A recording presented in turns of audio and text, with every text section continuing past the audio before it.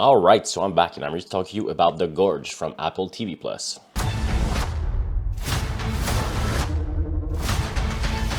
The Gorge trailer starts now. So The Gorge is directed by Scott Derrickson. He made Black Phone, Sinister, Doctor Strange, and there's a lot of talent involved in the film, including a score by Atticus Ross and Trent Reznor, so you already know it's going to be a banger.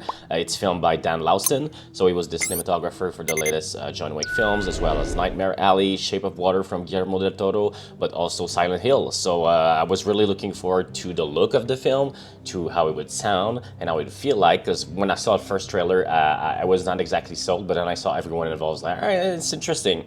So that being said, with all the talent involved, yes, of course, I was curious to see it, but I ended up feeling overall a little bit disappointed, but slightly entertained. So let me get let me get to those details, those the strong points of the film, the weakest point of the film. But overall, it's kind of a mixed bag for me. It stars Miles Teller and Anya Taylor-Joy. They're playing two elite snipers. They're assigned a secret mission, and the mission is to watch the Gorge. The Gorge. For 365 days. So it's a place filled with mysteries. You don't know at first what is going on there. They also don't know what's going on. And they're both basically at the opposite sides of the Gorge. The Gorge. They cannot contact each other. They don't know what's in there. So obviously things don't go as planned, and we get this genre bending, sci-fi romantic thriller that feels like a bunch of different films like stitched together. And that's kind of my problem with it. I'll start with this first. There's some really cool stuff in there when it focuses on the action and the mystery. It's really high concept, so that leads to some really interesting ideas. The script was written by Zach Dean, and it was on the blacklist for a while. So it was voted the most liked unproduced screenplay in 2020. But I couldn't help to feel like the character development was very thin, and it's totally kind of like all over the place. But what I really liked about the first act, let's get to that, is the kind of like the solitude aspect to it. Both characters are being isolated in a bunker, so it leads to some nice moment to bond with these characters. But that being said, it's also lacking a little bit in atmosphere. So that's something that was really important for me. I'm thinking first of all of the cinematography who shot Silent Hill. Of course, Silent Hill it's not a masterpiece, but in terms of cinematography and atmosphere, it's a really interesting film. So I was looking forward to see how that would be implemented here, and I was kind of disappointed. The movie kind of looks a little bit flat, if I may say so. There's some nice visual moments here and there, but I really couldn't help but feel like it was a little bit uninspired visually. Although there's some really cool creature designs, we'll get to that. But yeah, just something about the script itself, even though it's high concept, there's some holes here and there. Yeah, it's kind of weird considering how flat and uninspired the films look, considering, Scott Derrickson's resume. Just think, about the cinematography of Sinister, for example. It's not the same guy who's shooting it. Sinister was shot by Christopher Nolan, if I'm not mistaken. But Sinister, it managed to be scary as fuck, even though it mostly takes place during the day. So I would have hoped for better management in terms of the atmosphere and the tempo.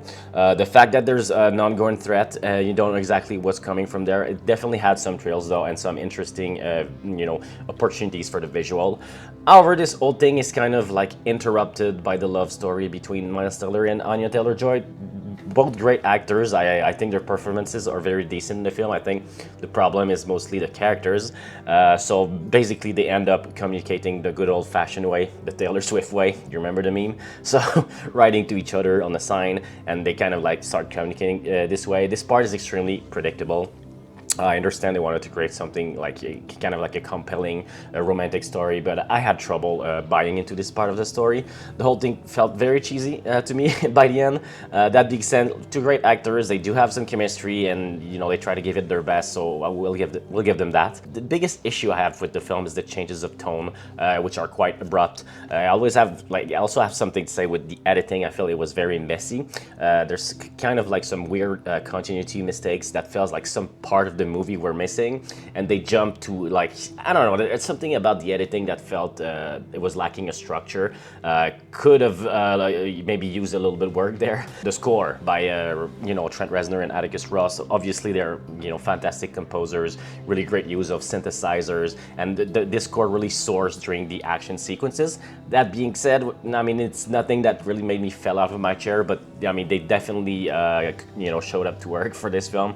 So everything that happens in the gorge, The Gorge. I'm not gonna say too much about that, but you can see in the trailer that, you know, they obviously end up leaving the bunker. So what happened there is really interesting in my opinion. But what's weird about it is it feels at times like I was watching one of those fake movies from Tropic Thunder, just because of all those tonal shift, if that makes sense. And but that, I mean, there's a section of the film which I really like during the second half. It kind of turns into a survival video game horror movie. I would have definitely taken more of that and learned more about the lore.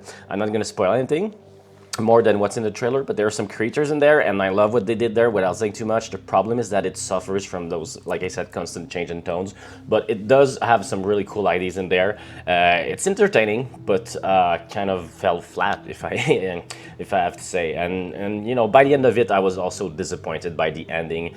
They could have opened the door to expand, but it all just ends so predictably, and I feel like a lot of things are left unanswered. They play it as safe as possible, and that kind of pissed me off.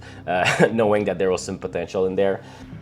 The Gorge is the door to hell, and we're standing guard at the gate. So yeah, I don't know, the Gorge. The Gorge. Overall, I'm gonna give it a light 6 out of 10. Like I said, some entertainment value for sure, but we end up with another disappointing high-budget mishmash of a film by a streaming service that kind of feels like more like an excuse for content than actual art. Kind of feels like a fake movie again. So anyway, The Gorge.